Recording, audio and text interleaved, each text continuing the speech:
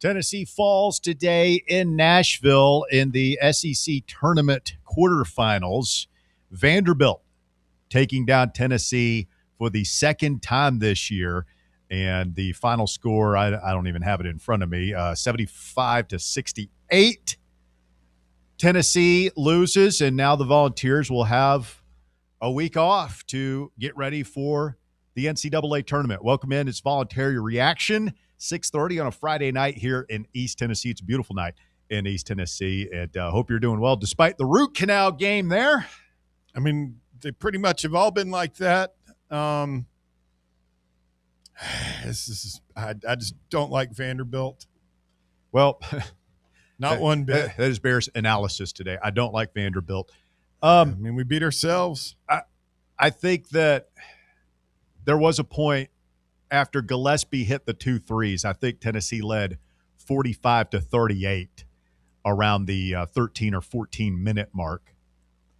And it just felt like, as so often happens in sports, that Tennessee relaxed a little, felt a little bit of relief, took their foot off the gas pedal just a little bit. Vanderbilt was able to get right back in it, get a lead, and then Tennessee just wasn't able to get enough stops, I thought, down the stretch either. I mean, Duke Miles was fantastic today. He had 30 points for Vanderbilt, 11 of 14 from the field. Just a all-time performance from a guy that, I mean, you put him on our team, and we thought, I don't know if we didn't think we had him, but we thought that we were at least getting a visit from him, whatever. He ends up at Vanderbilt. You put him in orange and white, and maybe it's a different story, but Vanderbilt scores 44 points in the second half to pull away from Tennessee late. Volunteers couldn't buy a bucket down the stretch. Nothing was easy.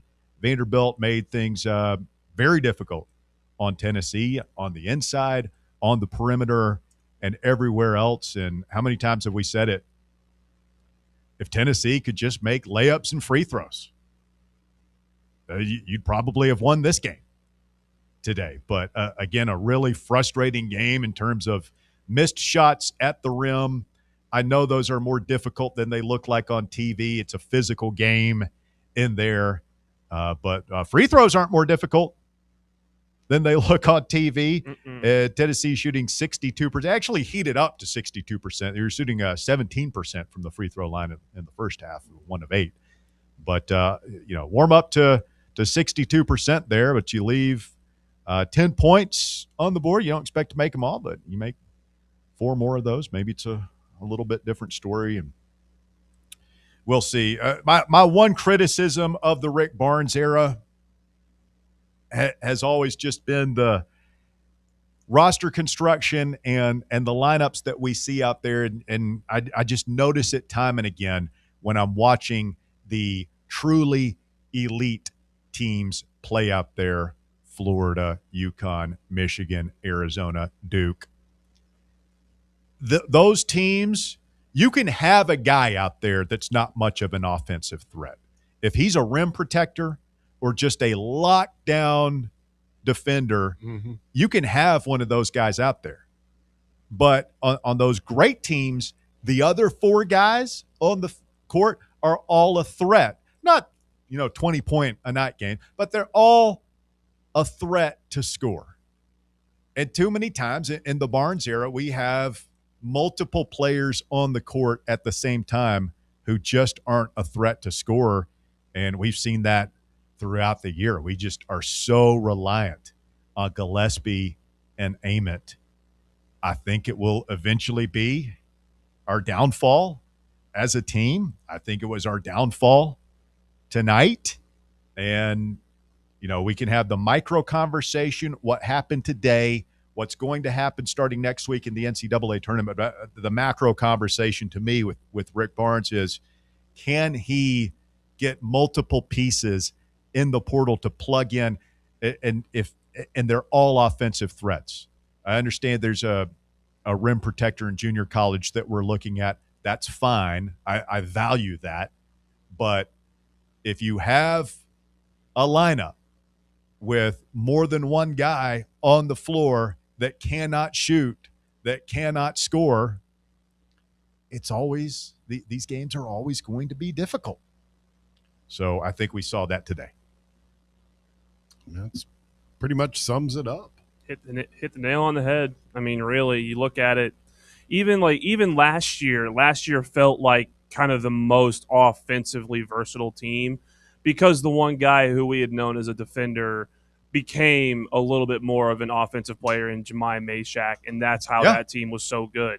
This team doesn't have that. Like Bishop Boswell, we love the effort on defense. He can't shoot. He's proven that he can't really shoot down the stretch in games. He had wide open 3-point shots there at the end of that game. He missed 2 in a row. Couldn't hit him. No, I mean we've been having the conversation who's going to be the third scorer all season long, and we've auditioned different guys for that role, mostly Estrella, Carey. Looked like maybe Amari Evans could stick into that role. Sounds like he's a little bit banged up at this point, but at this point, I suppose it could change late, but if it doesn't, obviously there's a lower ceiling on this team than in years past, and that's a little bit frustrating, but it is what it is.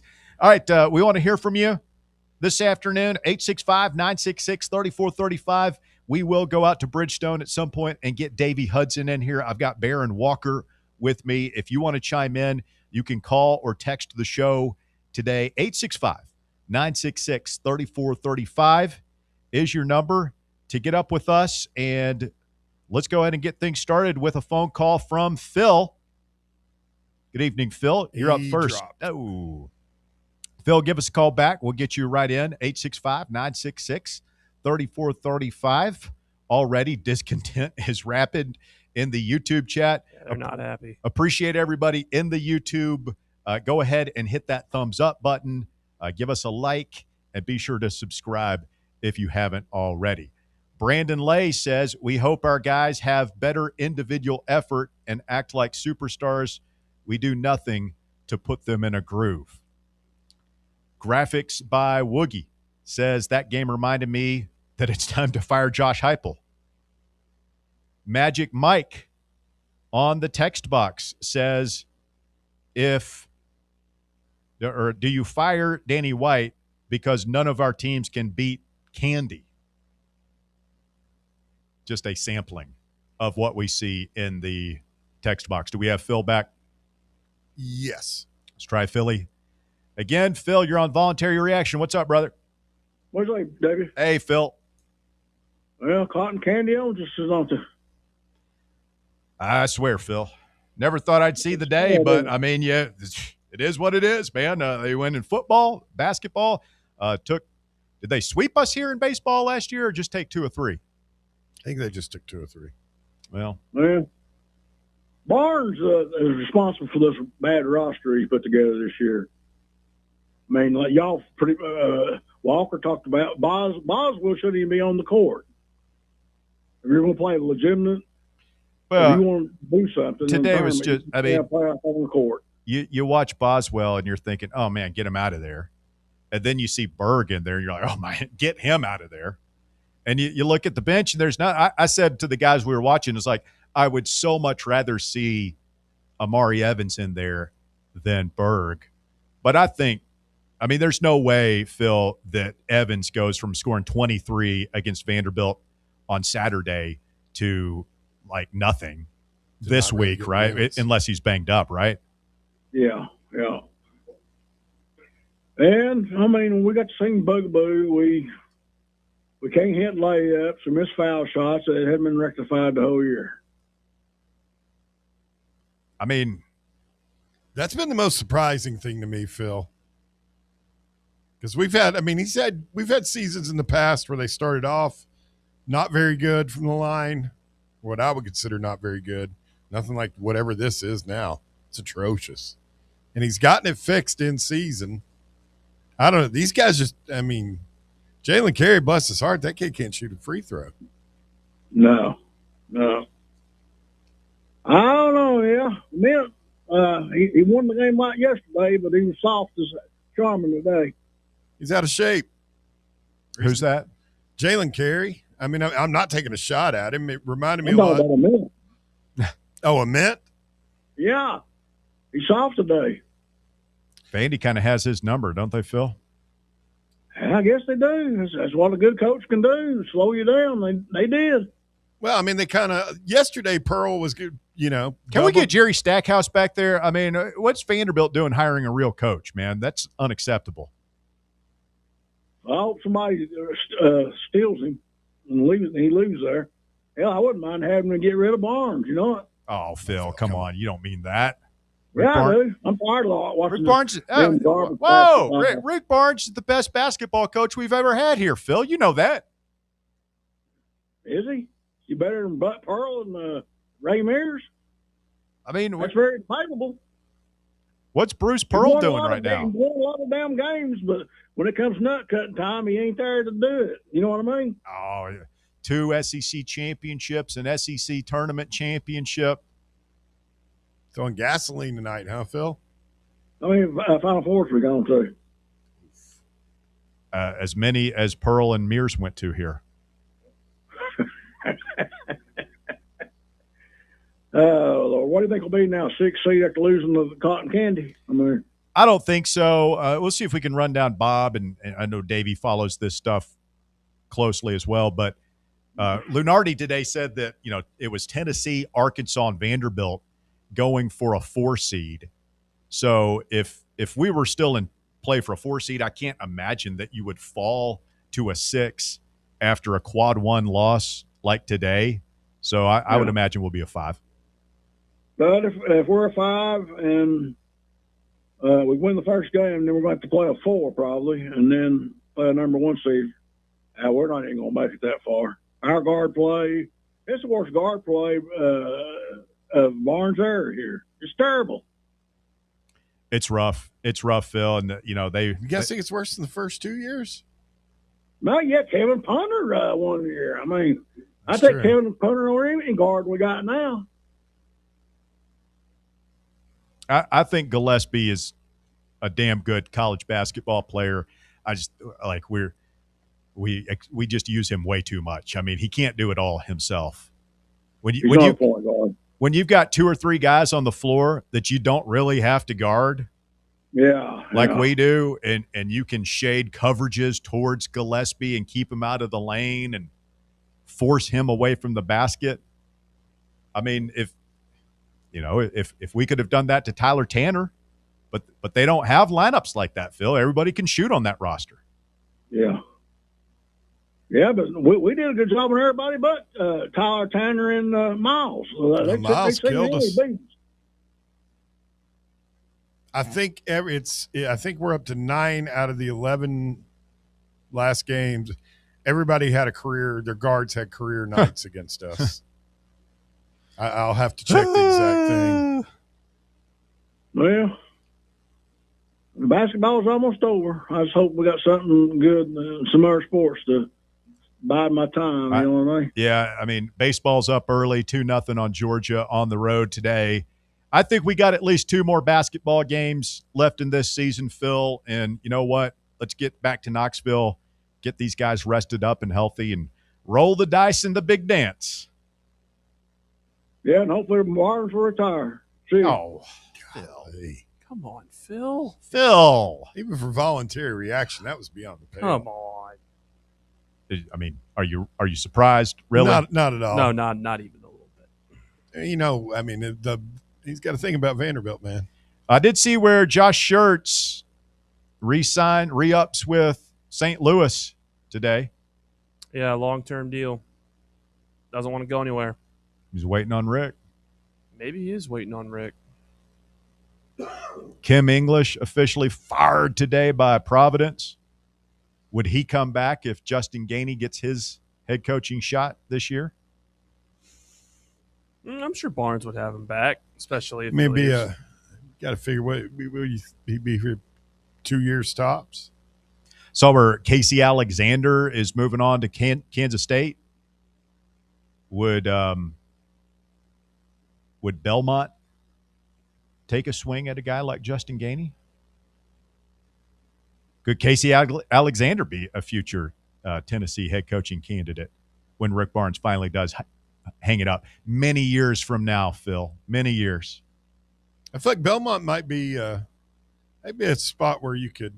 I don't know anymore with the way the mid majors have, what NIL and the transfer portal have done to the mid majors, but Get Vince Gill to underwrite your roster. over there at Belmont, be a good spot for Gainey. Make the tournament there. Wes Miller today out at Cincinnati. So the college basketball coaching carousel starting to spin a little bit.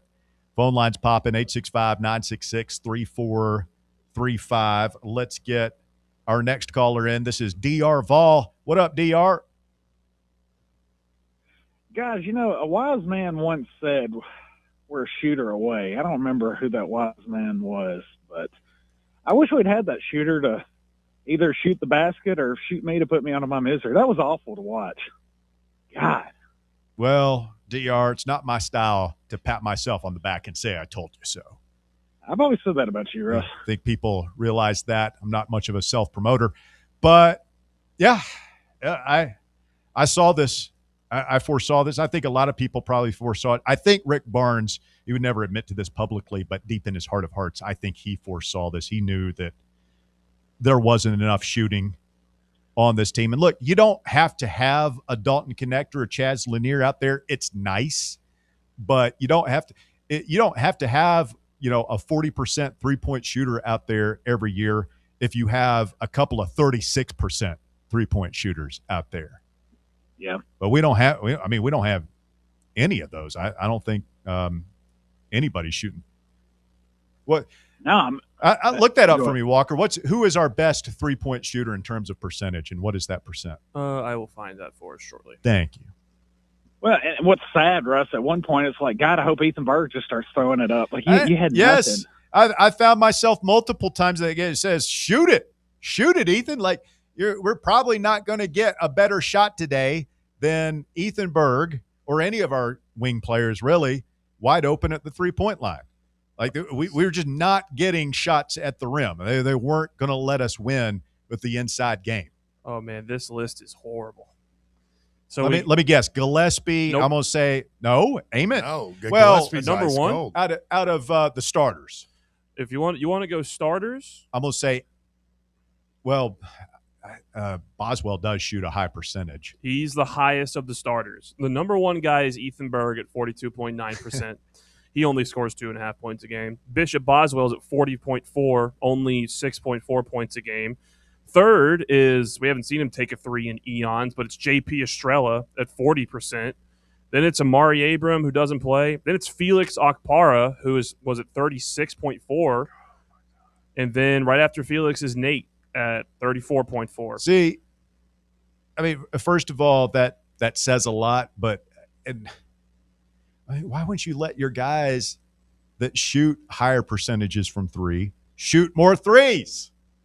Specifically, why are they not working any sets just to get Estrella, whatever his spot is? Yeah, I mean, I don't need JP shooting 5 threes a game, but 1 or 2. I'd be fine with 2 or 3. I mean, hell, he could have done better in a mint tonight. What was going on? Was it just the way they were playing him, being super physical? He looked like thought he it looked was at the beginning of the year. I thought the difference between today and yesterday was yesterday it seemed like Pearl and Auburn were hell-bent on, checking Gillespie as soon as he came over the half-court line, and Nate had a little bit more room to work yesterday. It seemed like today, like anytime Nate got the ball, Vanderbilt was just on him. Yeah. Banging him hard. And you never know. I mean, he is coming off what, appeared to all of us on TV like he got his foot damn twisted off. So was he feeling that today? Well, I know Phil, y'all talked about it with Phil, but the guard play was the difference in this game. I mean, Daddy Duke Miles out there, dude, he could not miss. Just, God, looked like freaking Ryan Klein out there. How did we not get him, Russell? And we could have had him, correct? That's what I've been told. I don't know that we could have had him. He was at Oklahoma, and we were going with all these guards. He committed to Texas A&M. And then the word was he was going to visit us after he visited Vanderbilt or something like that. But he signed at Vanderbilt, and he's a nice player. Oh, yeah. I mean, if he's on our team, what are we, probably 2 seeds better? and have a team that can make a deep run? That's the score Russ is talking about with Duke. Golly. Well, I mean, it's just look, we've had two really good teams back to back, and we've all been super spoiled by it. We've got a team that's going to be a 5 seed in the dance, that's probably going to win a game or two, and like it's disappointing. And like I think it's good that it's disappointing. Yes, exactly. Like we want high standards here, and I think we've got to learn a lesson. And part of this, nobody wants to say this either, but part of this is on our booster class. Is like we got to go out there and pay some guys. We got to go out there and buy some really good, talented offensive players that are willing to sacrifice and come in here and be in Rick Barnes' system. We had that the past 2 years. We didn't quite get the mix right this year. Here's hoping that we can get it right next year. I think we've got a really good core, really good nucleus of good, solid Barnes guys that are going to be really strong and physical and play a lot of defense, but you got to add talented offensive players around that. We need, and it's not just one guy, man. We need a couple of those guys. I would say 3 at least. Well, guys, I guess we'll just see how it plays out next week. And, look at the positive. We don't have to worry about our idiot athletic director tweeting out everything school. So that's a plus. Oh, well, I'm glad you feel that way, DR. I'm trying to be positive. And I started my call, and I'll end it like this. I started my call talking about a wise man. There's something else that wise man once said, and he once told a caller to STFU. And I'm going to take that advice as a caller. You have a good night, guys. Who told a caller that on this show? I would have fired that guy immediately if somebody ever treated one of our callers that way. That's unacceptable. We do nothing but treat callers with the utmost respect. 865-966-3435, your number to get up here Coons on the voluntary dealing, reaction. Coons is dealing, man. Let's not jinx it. Let's not tempt the wrath of the whatever. I top the thing. Chad on the YouTube chat says Tennessee is the worst free throw shooting team to ever exist, and that is all due to one player, the horrible Jalen Carey. Wow. Oh, no. Put his name on it. Like, that guy knows he's bad at free throw shooting. I like Jalen Carey in the first half missing those 3 free throws, missing a 4th free throw after what should have been an and one, and then we feed him the ball in the crescent about 17 feet away, and he just buries it. Just buries it. It barely hit the net. I don't think it touched the damn net. So I'm telling you looking at him today, what it reminded me of is that it's this famous Charles Barkley interview where he talks about when he first got in the league and Moses Malone told him he was too fat. I think if Jalen Carey does not look like the other guys on the team, he's pudgy. Got Milk says, I feel bad for Abram. He was recruited just to sit on the bench. But again, this gets back to roster building to me. Like the Abram signing, that always reeked of desperation. Here's a guy this is his 3rd or 4th school. He's never averaged more than about 10 points a game, and he was going to come in and be the shooting guard. Like, it doesn't surprise me at all that he didn't work out. He was not a great shooter. You've got to spend more to get more in that situation. That we settled there, and it didn't help. I mean, he was maybe 5th on the options list when we were trying to recruit a shooting guard, if even 5th. Amos says Danny White needs to go. Every major sport is dog shit.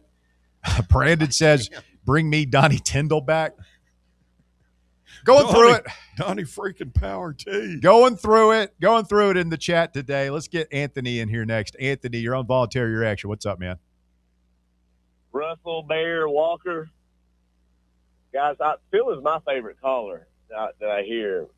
But, I would say, guys, I've seen what I need to see.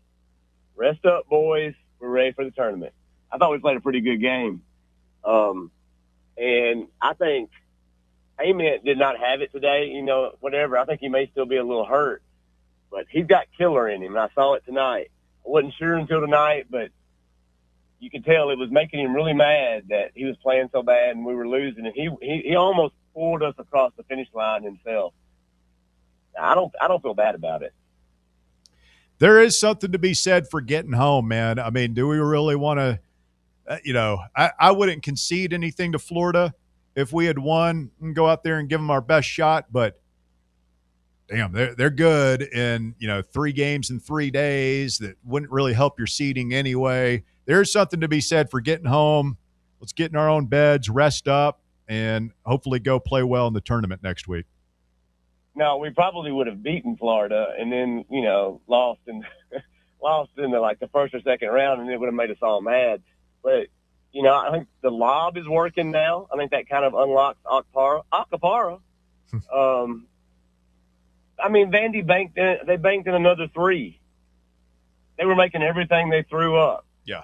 We were a 5 seed before the SEC tournament, and I think we're a 5 seed after. And you know what? There was a time around here when they've been pretty damn good. Oh, yeah. And it's like Bear said earlier, like it's kind of cool that ain't good enough anymore, because that's the kind of attitude you got to have to take this thing to the next level. We can't be satisfied with this. We're not hoping the coach retires, Phil. We're not firing him, Brandon, and bringing back Donnie Tyndall. But we are recognizing that, hey, this ain't up to the standard, man. We got to get. Yeah, 5 seed is the lowest Barnes has gotten. Yeah. And the last time we lost to Oregon State, right? The lowest there. That's right. I don't know. I remember the days when we were like hoping that we might get an NIT bid just so we could watch a little bit more Tennessee basketball, like for most of my young years. I don't know how Russ became such a super fan. I mean, his formative years were the Wade Houston era. I remember staying up late watching NCAA tournament games, knowing I had to go to school the next day, watching Tony Harris and, Ron Slay and them, Jerry Green and those teams. A lot of lean years.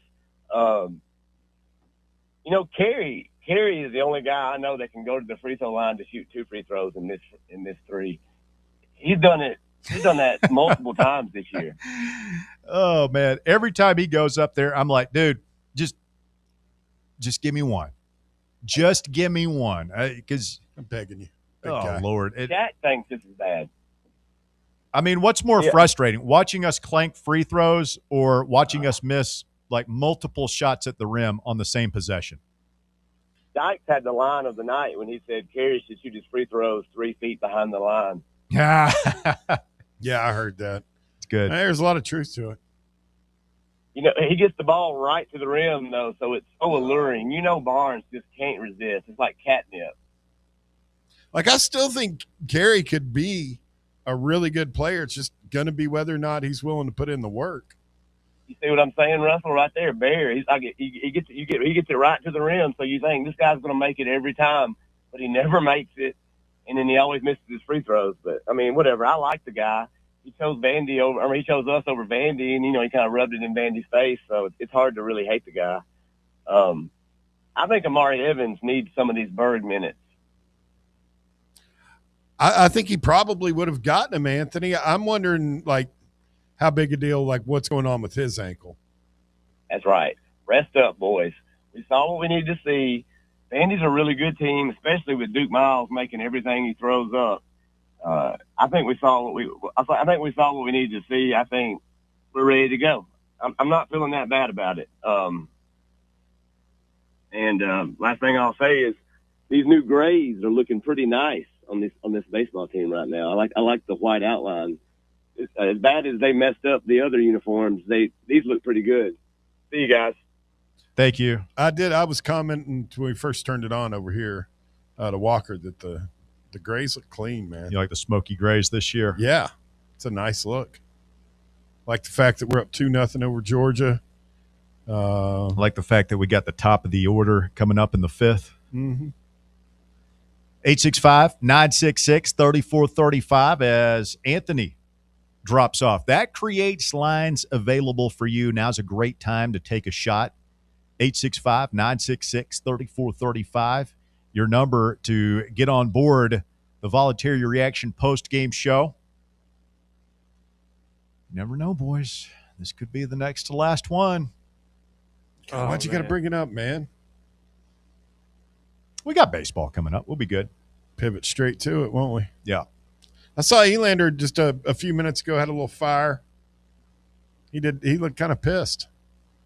About what? I couldn't tell. I was just happy to see somebody in that, that fiery look on his face. Boy, my guy Coastal Vols going through it in the chat. Did you guys watch the same game as we did? We're getting bounced before the Sweet 16. I mean, I'm not you lost to the number 13 team in the country on KenPom, number 8 nationally in offensive efficiency. It's a very good offensive team. You're banged up. You're playing on, I guess, a neutral court. And you were right there with the chance to win.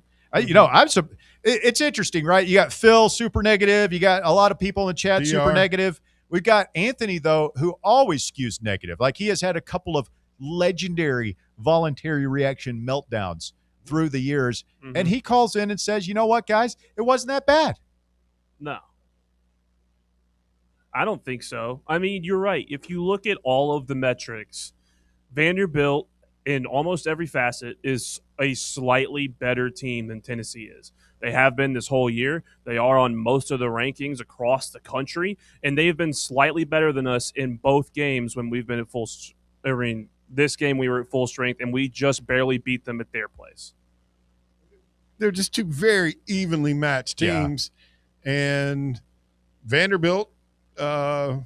It's personal, and quite frankly, they look like they wanted it more today. They came with more aggression. Yeah, and we gave up another incredible game to a guard for the umpteenth time in a row. Yeah, Bob Baskerville writes in, Bob's in transit today. Duke Miles, season high, 30. We get that a lot from our opponents, it seems. What is it about the Vols that brings out these career games from other teams?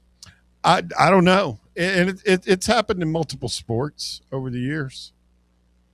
We've done that. We did that in football a couple of times. Jamie is next. Go ahead, Jamie. You got to give me just a second, Russ. Take your time, buddy. Jamie, you there? I'm here. Hey, what's up, buddy?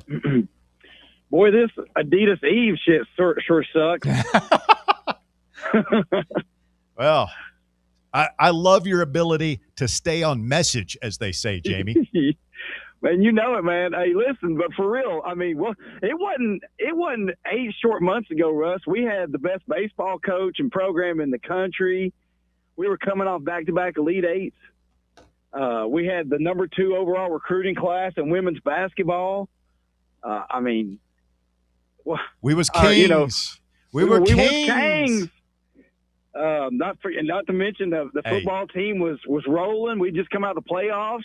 We used to be somebody. That just goes to show, though, Jamie, how quickly this can all turn around, right? I mean, we get a couple of shooters next year. This Jim Knowles guy works out. Mm-hmm. Elander, the boys figure, Queen Kim gets the right mix. Mm. What a box. We'll be right back. You had me there. You had me for a second. I think Kim's. I think her days are over here. She just doesn't know it yet. I've been listening all week, trying to catch up with where everybody's at on everything, and been listening to some phone calls about. There's two different sides of that. Like you had one guy saying, Russ, that you can't get rid of her because of the stupid, ridiculous fucking buyouts we've got again, but. I'll never understand this failure money we give to coaches that we reach down for. Now I can understand if you go pluck somebody from like UConn and talk them into coming to Tennessee, that you'd be like, hey, here's some incentive. If you fail, we'll make you filthy rich for for generations. I don't understand that when you do it for a coach who's up and coming. Somebody got to explain that to me. But Russ, here's something I'd be curious what you and Bear Walker all has. If you guys are starting a team and you've got Pearl and Barnes, in their prime, who are you getting though? For I had more fun watching. Now we've been further under Barnes, and I've appreciated and more consistent.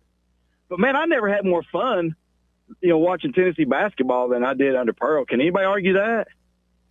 I would pick Barnes every day of the week, twice on Sunday. Just from a sheer entertainment value standpoint. Yeah. I don't know. I like being elite, and we're one of the elite basketball programs in the country. Have we made a Final Four? No. Some teams have. There's a lot of really good teams that haven't. Does it suck? Absolutely. But all he does is every year in and year out. Jamie, you should know better, dude. We lived through the damn end of DeVoe and the Konza or the Wade Houston and the boring ass. I love the guy, but Kevin O'Neal, that was boring ass basketball to watch.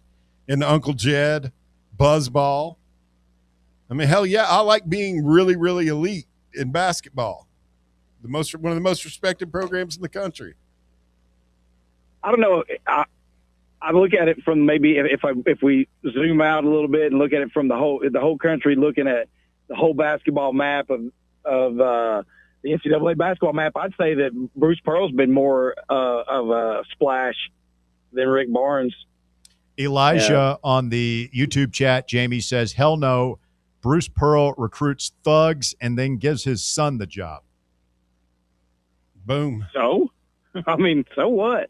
That's so what? problem. Because I mean, it ate the program. It rotted from the inside out, man.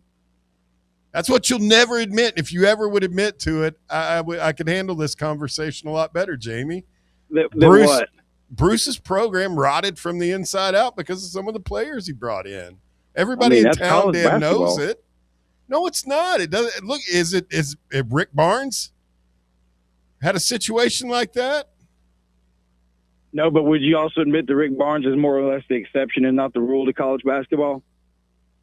That's why I would pick him every day of the week and twice on Sunday. That's fair. I understand. For me, it's all about the entertainment value, and and we got that with Bruce. I understand. I'm not slighting you at all, and I'm being 100%. That's if that's where you want to walk out with your chest high, knowing you've got a respectable program, I'm not going to slight that. That's cool. But for me, I'm willing to recognize college basketball for being one of the most corrupt industries on planet Earth.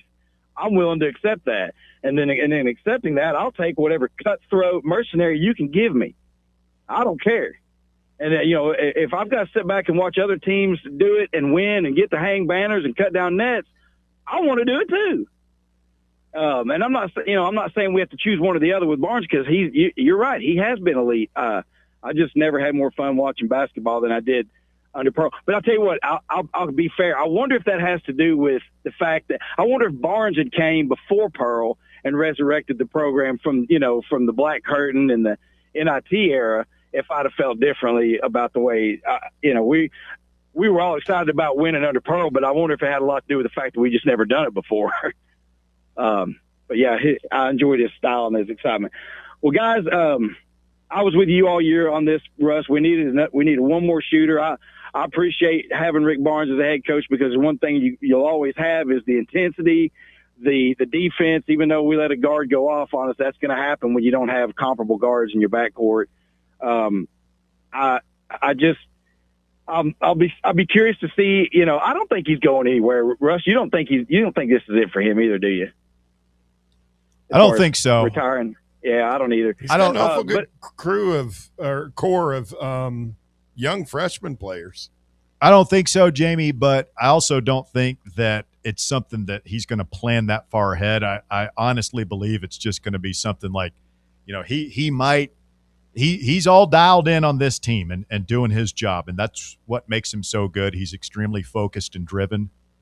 But when the season is over, could he wake up and say, I'm getting up there. It's time. Maybe.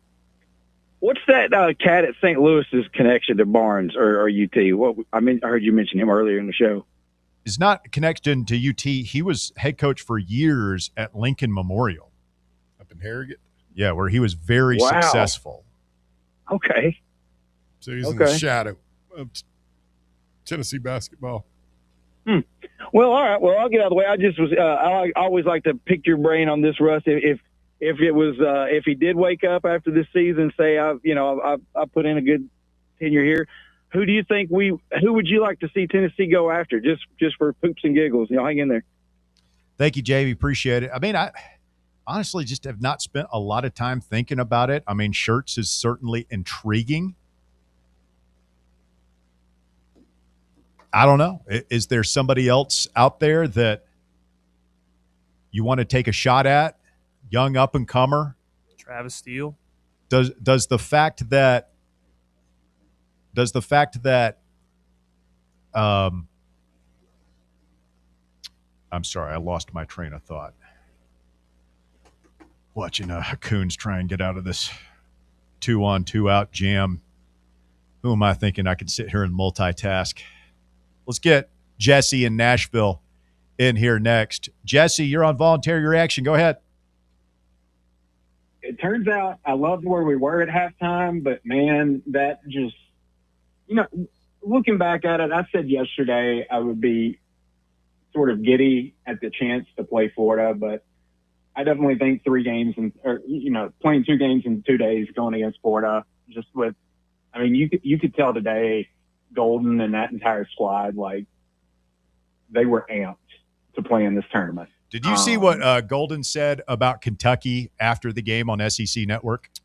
No. I did not. He said those guys haven't led in 3 games against us this year. Oh, that's what I did see online. Somebody broke it down to like the total minutes of those 3 games, everything. And you know what's crazy about that? In conference play, it feels like they've played them better out of anyone else. That was the stat. Kentucky is the only team to have single-digit results with Florida this year in conference. Other than Auburn. Well, yeah. Which is what he's going to try and somehow punch his ticket and his team's ticket. He likes all these new age analytics coaches, Oates, Hurley, the guy at Michigan, Dusty May. They understand it's like you recruit offense and you coach defense. And they don't bring guys in who can't shoot the basketball unless they're 7 feet tall and can run. And we've just got too many guys that aren't rim protectors who can't shoot. And it also feels like, obviously you remember the year Zakai got hurt and we sort of went to more physical brand of ball in the postseason. Like, we just don't have the older experienced guys on this roster that can, like, manhandle people. I will say, watching Vandy guard Nate Ament today reminded me of that game we had against Duke to go to the Sweet 16 where, we just manhandled. What was the kid that Euros elbow? Filipowski or whatever? Yeah, Kyle Filipowski. Flip, Davies boy. That was one of the first post-game shows. That was Adu. That was Adu that split his nose open. That's right. But that Urosh did, I think, clothesline somebody earlier in that game. Urosh was very physical in that one. We all remember the play against Golden in the FAU game, taking a lot of frustration there. But, we just need shooting, man. We've got the goons inside. Like, that's never been an issue for Tennessee basketball under Rick Barnes. It's, tough. Having – and God bless Bishop Boswell. He does a lot of things that help you win. But, man, it's hard watching a guard that – and I won't even say he can't shoot. He just doesn't shoot. He does shoot the highest percentage, over 40% from three-point range, but he just doesn't hunt his shot. Did you see when we were making our comeback, or the Nate comeback, we got on a fast break, and he caught the ball inside the three-point line. Yeah. And, he could have gone up, drawn a foul, or tried to score, and, just did nothing, and then pushed it back out. Makes you easy to guard. Russ, are you ready for the that we saved Ethan Berg all season for his postseason breakout? The Hasidic sensation, Ethan Berg, Tel Aviv terror, coming your way. Whoa. All I got to I think we saw what we needed to see. It felt, I mean, the big question mark for our NCAA tournament was how was Nate going to come back off injury? I think he proved it. One, he just had a complete game yesterday in a short time span. And then today it's like, I hope we see that guy. Like, if it's not working early, he's just going and drawing fouls and living at the line. Yeah. And then Gillespie had a right game. I mean, Nate Ament could not buy a bucket today. Literally, he's 1 of 13 from the field. He manages to manufacture 12 points and 11 rebounds. He had a double-double, 2 steals, 2 assists. Like, it's not a bad stat line, but he can't buy a bucket, and he's still, to your point, Jesse, he's able to get to the line and make points. And, like, we're not even in that game if he's not doing that. Bless his heart, he keeps shooting. Like, ain't nobody else going to score out there, so he's got to keep doing it. And you can, I mean, that'll work in the tournament. It's at this point, like, he bounced back. He seems healthy. I mean, I squirm a little bit every time he, gets hit hard, but so be it. No, I'm looking forward to it. We're going to get some rest, obviously, which is great. And then, I feel like this year, probably in the last 2 months at least, where it's like Barnes, and I've said this a few times, Barnes seems more animated on the sideline than we've seen him the past couple of seasons. And I don't know if it's just this team's so damn frustrating at times, but I mean, he looks like he's got the fire, and like everyone keeps talking about, like, oh, is this the end? It's like Jamie was talking about earlier. I think the question mark is, and I hate this is where the game is right now, but like, I think Barnes is going to wake up after this season's over, and it's all going to depend on how much poaching is going on with this core group of guys. So until then, like, I hope we rest up and, rack up a few baseball wins. And then, like, tourney's going to be here before we know it, and looking forward to it. So I think we saw what we needed to see. I definitely take back my statement about wanting to play Florida, because I do think 3 games in 3 days for a somewhat beaten up Tennessee squad would have not served well for us. Yeah. I mean, y'all have a good one, folks. Thank you, Jesse. Appreciate the phone call. Nate Ament today goes 1 of 13 from the field against Vanderbilt. In the first game at Nashville, he went 3 of 13. So he tailed off a little bit from that. So a combined in the 2 games he played against Vandy, Nate Ament goes a combined 4 of 26 from the field, 15%. And we won the first game. Yeah. Off a Nate Ament shot. Wow.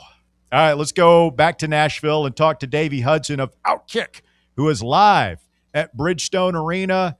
Davo, good afternoon. Actually, good evening here in East Tennessee. We're at 7:16, and the sun is still shining outdoors. Take us through the vibes post-game for Tennessee in the locker room. Yeah, post-game. So, obviously it's one of these situations where you look at it. And again, I've not been able to listen, guys, so I don't know how much of the conversation's been about Nate Ament's health, but I view it as a standpoint of he was able to finish today. I don't know if they throw him back out there for 3 days in a row. Reports were kind of around halftime, his ankle was swelling up on him. Ooh. I mean, the kid gutted it out, but it was not a situation where it's like I would feel good playing him for a 3rd straight day, especially against as physical of an opponent as Florida is. And again, listen, we know what happens this time of year. You've had success in the SEC tournament. I mean, we finally were able to get the big win several years ago under Rick Barnes. Last year, you made it to the championship, but I think this team's just focused on the actual NCAA tournament and getting healthy for that. And you're seeing that a lot. I mean, there are a ton of teams that are missing absolute star power whenever you hit this stretch right now, and it's more prevalent than I can remember in recent memory.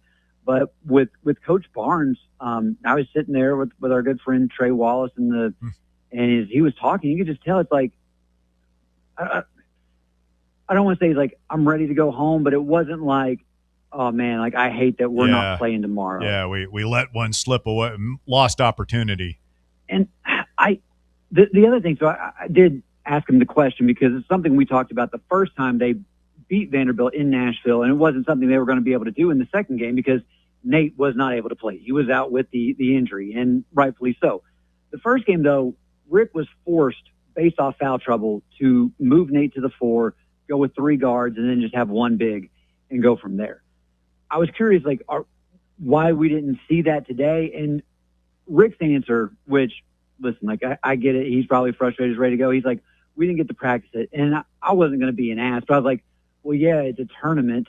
Of course you're not going to practice the day before, and it's not like you're preparing for Vanderbilt on the chance that you get by your first opponent in the first place.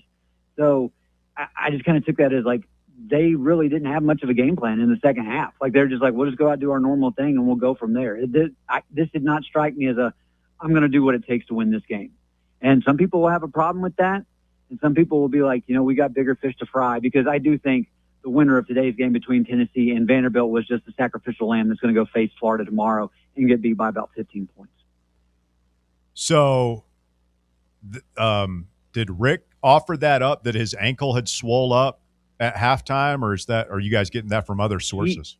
Rick did not say that about his ankle. He did mention the point on 3 days in a row or 3 games in a row. We don't know if he would have been available, kind of thing. He didn't say it wasn't a for sure, but he threw it out there that there is the possibility that he wouldn't have played tomorrow. Yeah, that makes sense.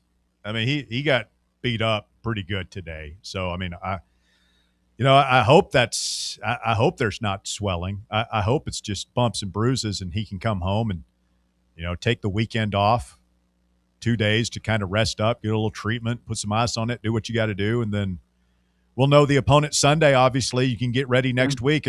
It's also, we have this conversation every year. You want to be playing on Friday, Sunday, right? Ideally. Especially if you got injuries, you're just really wanting an extra day to try to be like, all right, if one more day just helps a little bit, then yeah, give me the Friday, Sunday. The one thing, and Trey made a good comparison for people that kind of want to, like, as far as like Rick's demeanor and his approach in that post-game presser today, he seemed like John Calipari did when he was coaching at Kentucky and the Cats would get knocked out of the SEC tournament. They're like, we're just focused on the NCAA tournament. That's all we're worried about. So Rick Barnes and his program, disappointed to lose, but not devastated at not. And again, I felt this way watching us play yesterday before Nate went off and against Auburn, where it's like, man, it just didn't feel, there wasn't a sense of urgency. I didn't feel one. As a fan, just watching it, there was a part of me that's like, man, yeah, I hate losing to Auburn, but let's get home and get ready for the big dance. It's just, Florida's such a unit this year, and even Arkansas and Alabama, it's just like we kind of knew that this team wasn't winning the SEC tournament. Like, if you felt like last year felt like we could have won it, the year before felt like we could have won it, that's different. It's like, hell yeah, let's go win the SEC tournament. I never felt like this was a team that could win this tournament. So, yeah, man, if you can't improve your seeding for the big dance, there is something to be said for just getting home and getting rested up. And I do think Palm still has Tennessee listed as a 6 seed. I don't know if that's been changed. Lenardi's had them at a 5, but I mean, ideally, man, I would take the 6 seed. That's by far, like, I want to avoid the 1 seed. I mean, right now, I think Michigan and Florida are kind of separating themselves from the pack, and that's probably the 2 best teams in college basketball at the moment. I didn't know that Palm had us as a 6. I mean, there's kind of a disconnect there where you've got Palm saying we're a 6, and then Lunardi earlier today saying that it's us, Vanderbilt, and Arkansas fighting for a 4 seed. Well, I mean, if that's the case and you're fighting for it, then I don't see a situation where, based off Lenardi's math, you fall to a 6.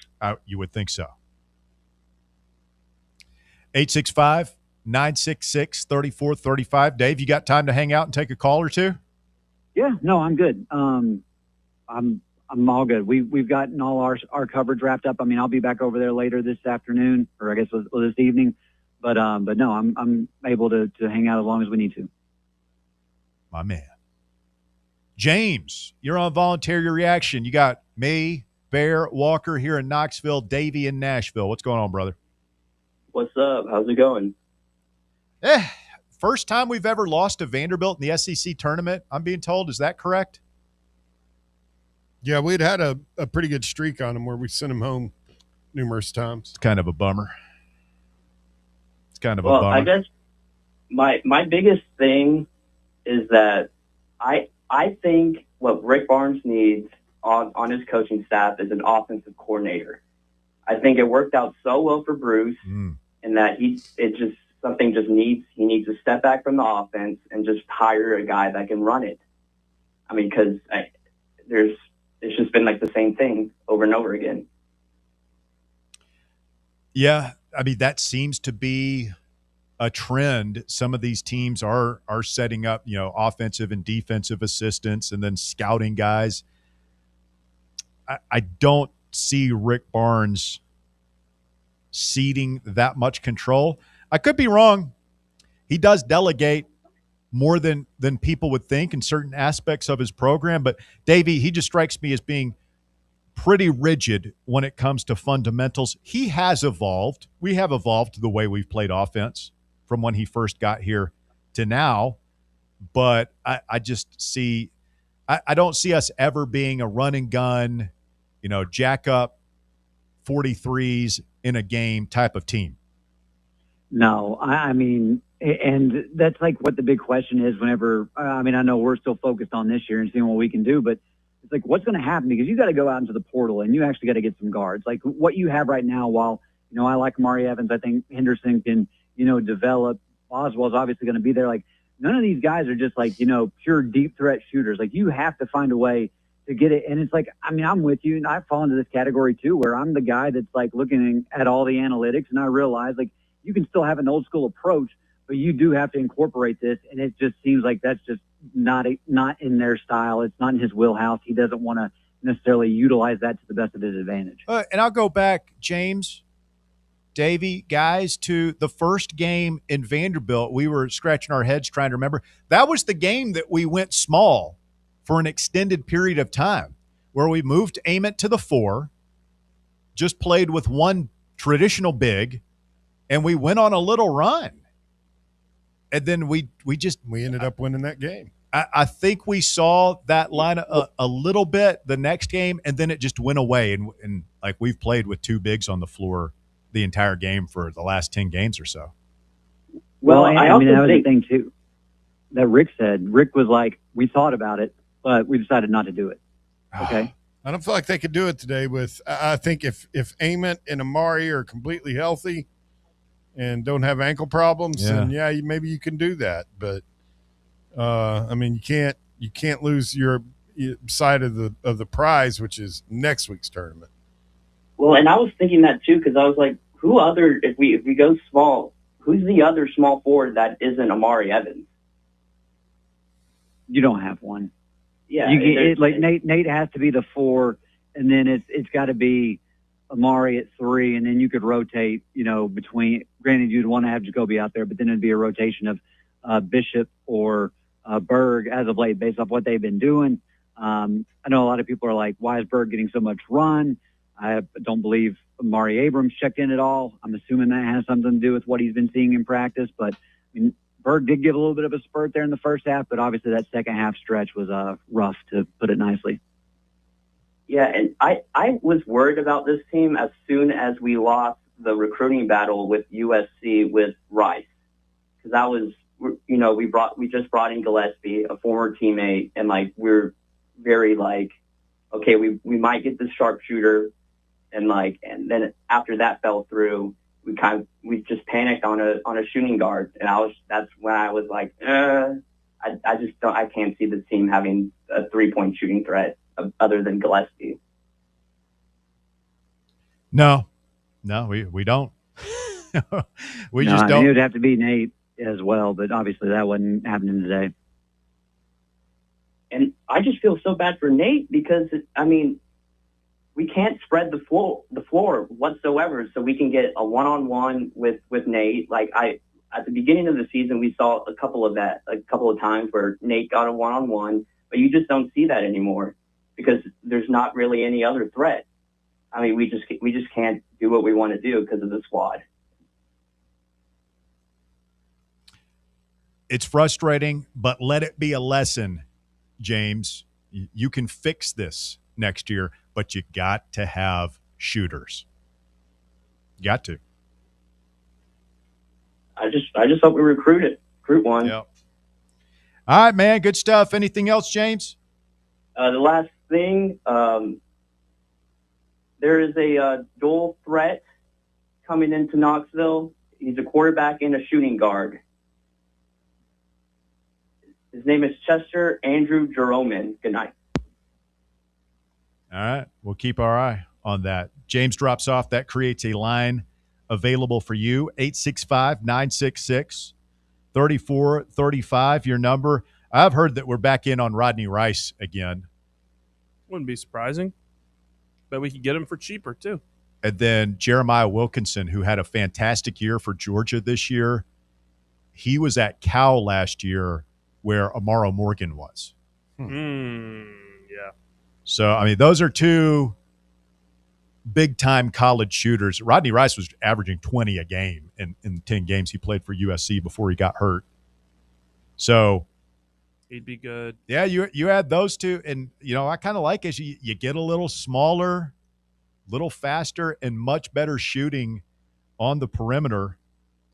I mean, it's probably a long shot, but I know the name everyone's going to be circling this transfer portal, if he even goes in, is going to be Josh Hubbard out of Mississippi State. If he ends up leaving or staying, he's going to be a guy that a lot of, at least fans, are going to want. And also a lot of teams are going to want on their roster. Is he a senior? Does he have another year? I'm pretty sure he's a junior. I think he's got another year. It kind of feels like done. It wouldn't surprise me if he ends up in Gainesville. God, that would suck. Oh, that would suck. He's been down there forever.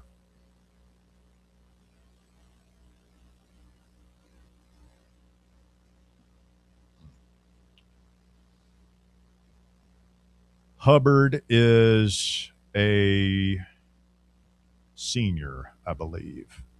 Maybe doesn't have another year. Maybe not. No, he's a junior. There we go. Yeah, I mean, I just, Bob's position on this one, Davey, is he doesn't see him being a Rick Barnes type of guy just because he's such a volume shooter. Yeah, and I can get behind that sentiment. I mean, the way in which he plays. But at the same time, what I will say is it's not like Mississippi State has any other options. So yeah, they're going to throw all their money at him. Well, no. I'm saying, in terms of just shooting as much as he does, it's just what else could you do? It's just might as well just have our best player go out there and shoot a ton. Mm-hmm. That's our only chance to stay in. And it's now, but if you're used to that as a player and you got 1 year of eligibility left, are you going to go to a place that, is going to just let you do what you want to do, and you still think from some of these schools you can win more, or you want to kind of play that Rick Barnes style? Because as we know, Rick Barnes coaching isn't for everybody. Yeah, and I mean, when it comes to the volume shooting thing, I don't have the numbers in front of me or know them off the top of my head, but weren't both Chaz Lanier and Dalton Connect volume shooters where they were at before coming here? They were their number one scoring options at both those schools? Yeah. True. They were, but I mean, again, it's a complete different level of play. And it's just while I know those guys were being recruited hard, it's just another style of mentality. And I just don't know, from Hubbard, what people would say about him, behind the scenes, if he would fit into that system. Does he appreciate that kind of coaching? Yeah, I'm interested to see what all's out there for, You mentioned Lanier coming from North Florida, Connect, obviously, Northern Colorado. Find a mid-major with Northern in their name. Best Northern teams that seems to around be here this working year. out. Yeah. I've heard that there's a point guard at Portland, an Aussie point guard that we're looking at. Australian. Be interesting. So we'll find somebody. The mid-major route seems to be paying dividends for Tennessee past couple of years. Yeah, and I mean, we can talk about it being the mid-major. The mid-major option would be cheaper, but going into this last year, we had guys circle, and we were like, we're at a point with this program where we don't need to be fishing in the mid-majors to find our star guy. That's the way I would see it. Like last year, we went out and we got arguably the best point guard transfer in the country in Jacoby Gillespie from a high-profile team, and we were hunting for other guys too. Well, I don't necessarily think whenever you went out and you got Chaz Lanier, you're just like, this is the star of the show. It's just you knew you got a 3-point specialist. Dalton Connect, again, like I know a lot of the offense was going to run around him. At the same time, you knew what you had as far as at the point guard position was Zakai Ziegler for both those guys. And Zakai was going to be able to, at least be able to drive, force teams to crash in on him, and that would leave other opportunities for Connect and Lanier to take advantage. It remains to be seen kind of what that guard position looks like, especially at point next year, because, it's worked out well with Jacoby, just simply like that is a great player. But I think it's one of those things to where, man, if you don't have the right guy running the show, it just can make things more difficult for everybody. Yeah, and I mean, Barnes is so hard on his point guards. Like we saw with Sakai and how hard he was on him. We've heard it from Jacoby. We've heard it from Greg Polinsky during the week, how his starting point guard is the guy he's hardest on every team he's at. It's the most important position he cares about. Boy, they are starting to roughing up our boy Coons, huh? Yeah, they've tied it at least. Getting to him. Just moved the guy over to third. Volfan 1989 says, "Go get white boy Blue Cane from Georgia." I don't know if that's the kind of defense Barnes is going to Blue tolerate. Cane. They put up a fight last night. I mean, got down like 23 to begin with, but they tried to come back. They gave it the old college try. He doesn't have another year of eligibility, but SMU put out today that B.J. Edwards should be back for the tournament, Bear. He's not here, but that would be Bear's wet dream. Bring him home. Bring him home. I think Bear would actually cry if that happened. He's done. No more eligibility for BJ. No. We had Coach Infield on the show this morning, and they're right there on the bubble trying to get it. It looks like they'll be in the playing game in Dayton first four.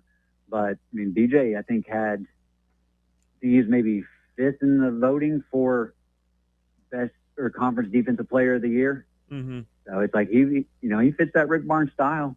And, I mean, I think Bear said this before, but Tennessee, they tried to get back in on him. Let's get a call from Joshy Boy.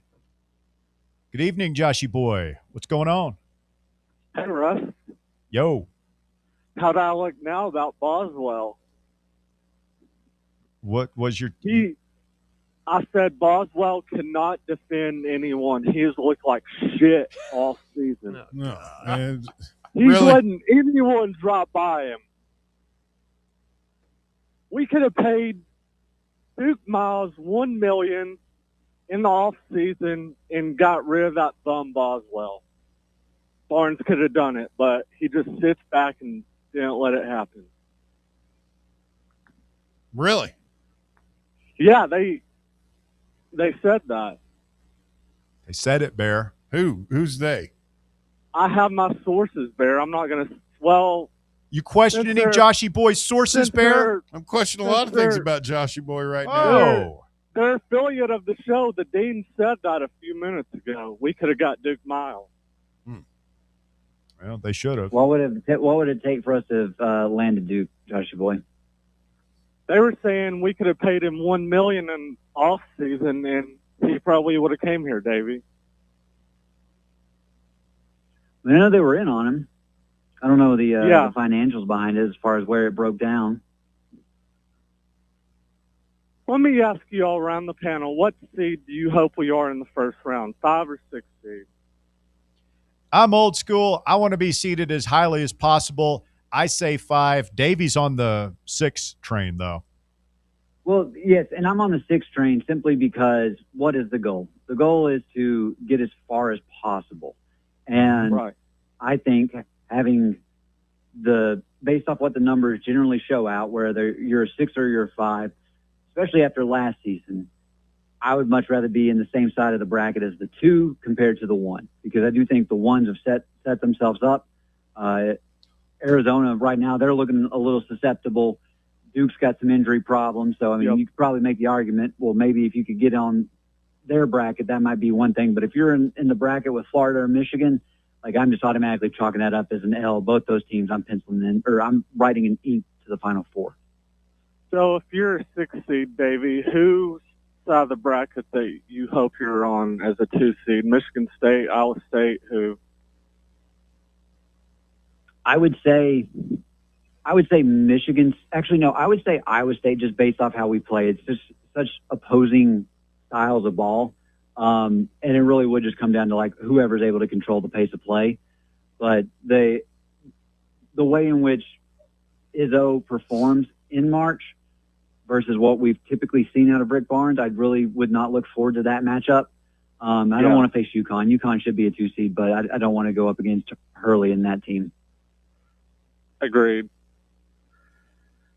So I think, Russ, I said this in the halftime chat, I think Ethan Berg gave us some valuable minutes. You guys agree or disagree that Berg gave us a lot of valuable minutes this game today? I mean, he was okay, I guess. Like, the runner in the lane was good. It was good to see him hit a 3.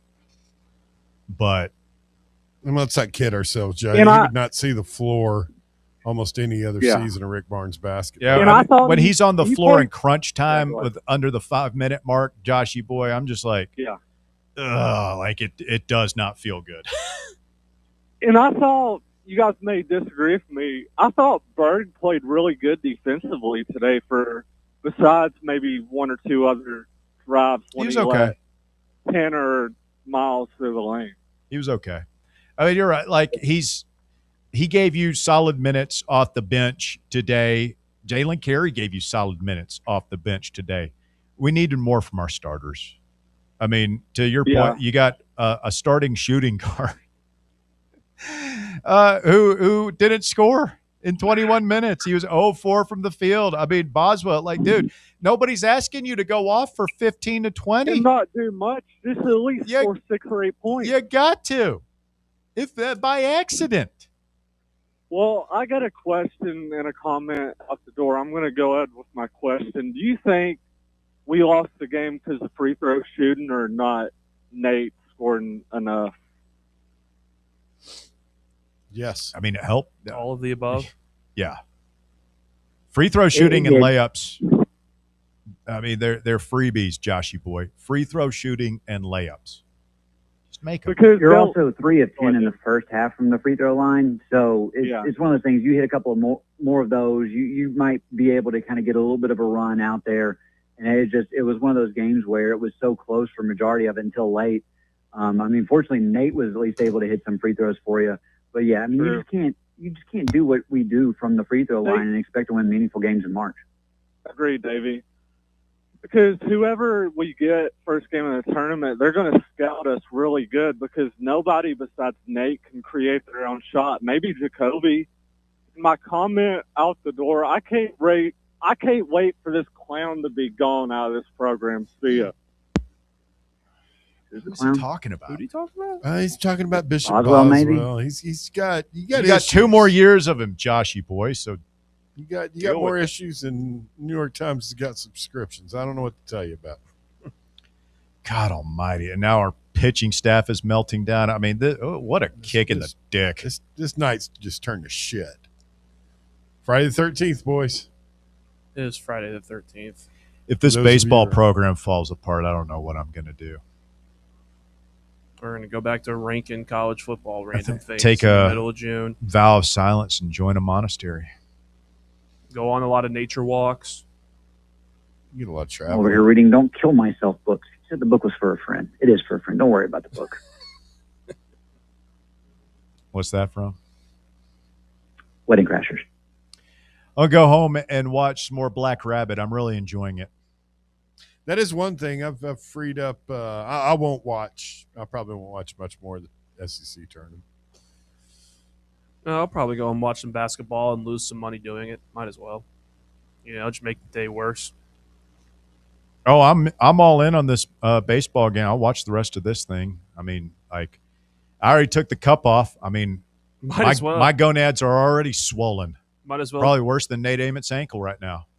You might as well just sit down in the chair like James Bond in Casino Royale. That was great when he landed on his hip. It was like it was the last That part was of good, his leg Walker. I caught that. That was Thank good. you. Thank you. that wasn't injured. Where he fell on his right hip. What'd you say? I said he might. Talk over. I said he might as well go sit down in a chair like Daniel Craig with his pants off, playing in Casino Royale. The most gruesome torture scene I think I've ever seen. Like, there's nothing more painful looking than that torture scene. You seen us play basketball in the NCAA tournament? Yeah, that's true. I'm ready, Davo. I'm ready to hurt again. I'm ready for Tennessee to rip my heart out in the NCAA tournament and have an excruciating loss that I'll remember for the rest of my life. Who's it going to be? Is it going to be Yale? Is it going to be Miami of Ohio? Is it going to be fucking Portland that I'm talking about here 30 years from now, old and gray in my late 70s? I remember in 2026 when we lost to Portland in the first round of the NCAA tournament. They had a one-legged white guy go off for 36 points on us. Ethan Berg went 1 of 32 from the field. We missed 87 free throws. I'm sorry. What's that, Dave? Portland in Portland, and it's just basically a home game for them. Yeah, send us to the West Coast again. We're playing at like 10 p.m. at night. It's the last game of the day. Just go home pissed off. We at least didn't foul a three-point shooter today. I mean, what's more infuriating? Losing to Vanderbilt in Nashville in front of those nerds, or losing to Georgia and Athens in anything? Losing to Georgia and Athens in anything. I agree. I mean, they act like, they're God's gift to everything down there. I mean, I don't know. If the comet hits there, won't bother me a whole lot. Show's gotten dark. Yeah, we just got real dark. We just had a four-run fifth inning here. Oh my God! Please catch this. What a catch, though! Thank you. I got out of it. We got Jay playing. Got out of it. We gave him 4 runs. We didn't get out of it. Well, we hit batter. I've got some questions as to why they pulled Coons. Were you watching the game? He's getting shelled. That wasn't Coons that got shelled. Yes, it was. It was. Have you been watching? You think we took him out because he was doing too well? I missed God that part. Almighty! I was out of that. I was. He got shelled. Frederick couldn't throw a strike, and Abernathy just bailed out Arvidsson. Oh man, we're falling apart here. Stop panicking. God, maybe it's good we don't have another basketball game tomorrow, even if we had won this one. All right, just for our emotions. Do we have any calls? No. All right, can we get the hell out of here, Davey? Absolutely. Are you good? Yeah. I'm going to go see if Chris Beard can do anything against Nate Oates and the Tide. What do they feed you down there? All the Dr. Pepper you can drink? I mean, they have a good spread. Granted, I haven't ate since Wednesday, and I can't eat again until tomorrow morning, but it looks good. Are you starving yourself, Davey? Extended fasting, man. A lot of health benefits to it. I'll be shocked if I ever have cancer. It would suck. You'd be like, damn, remember that time I didn't eat for a week and I still got cancer? That would suck. Have you ever talked to a medical doctor before you do this fasting? Are Are you He's just talking to you right now. I've told him this is dangerous. It's not healthy long term. No, the 1 week, yeah, I'll give you that. But I mean, I keep it under 3 days. Like that's pretty. I don't have anything that's gonna make that be a problem. You should try it, man. Inflammation. That's what gets you. And it's good for days where you're super busy too, because then you really don't think about it. Whereas just days and you're just like, I'm just gonna hang around the house, like the boredom hunger sets in, and that's when it's miserable. But today, just constantly on the move, it's been fine. You can have some caffeine, watch some good basketball. It's worth it. Give it a shot. I'm here if people need tips. I'm going to stop probably at either one of the local Knoxville steakhouses and get a steak on the way home. Ooh, what type of cut you going with? Probably ribeye. I don't know. There's a place over here close to us that supposedly has some pretty good shrimp and grits. It's not a steak. I know. Davey, be good, my friend. Enjoy it. And we'll be talking to you next week in the NCAA tournament. What could possibly go wrong? I won't answer that. See you, man. See you guys. Walker, Bear, any closing thoughts? Not really. Just, we wait for Sunday to see where we're going and what our seed is. And hope the guys, get home safely and get rest up and do whatever they have to do in the training room to get these guys ready to go next week. Very good. Walker? Like you said, this sucks, but I am ready to have my heart ripped out, my dick kicked in, and maybe do that next week or the week after, but it's going to happen, but I'm ready for it. Might as well. Yeah. Be Good ready stuff. for it. Thank you, Walker. Appreciate all your hard work. Thank you, Bear. Fellas, hit that like button if you're in the YouTube chat. Be sure to like and subscribe on your way out the door. Collect your parting gifts and have a great weekend. We'll be back Monday, 3 to 6 on The Drive right here on Fan Run Radio.